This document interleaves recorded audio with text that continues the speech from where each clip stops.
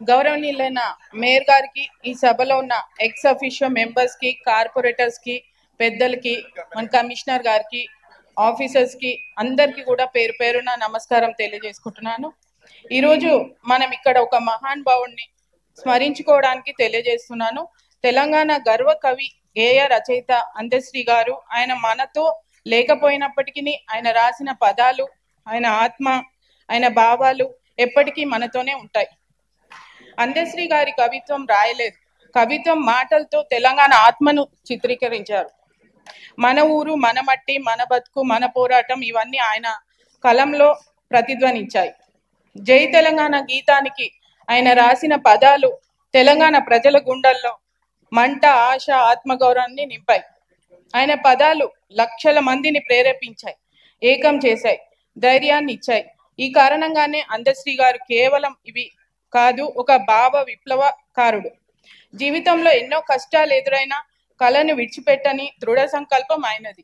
పొగరు లేదు, ఆర్భాటం లేదు, సాదా జీవితం, మహా ఆలోచన. ఇదే అందశ్రీ గారి ప్రత్యేకత.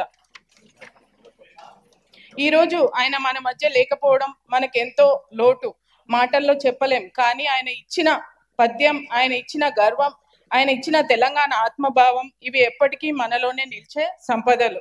అందశ్రీ గారిని కోల్పోయిన మా బాధ ఎంతున్నా ఆయన్ని గుర్తించుకునే ప్రతిసారి మన గర్వం కలుగుతుంది.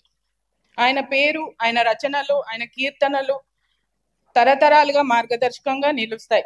ఈ సందర్భంగా ఆయన కుటుంబ సభ్యులకు మన హృదయపూర్వక సానుభూతి తెలియజేస్తూ అందశ్రీ గారి ఆత్మకు శాంతి చేకూరాలని మనస్ఫూర్తిగా ప్రార్థిస్తున్నాం. మనమందరం ఆయన సంస్కృతికి నివాళిగా ఒక నిమిషం మౌనం పాటిద్దాం. ధన్యవాదాలు. జై తెలంగాణ, జై తెలంగాణ. I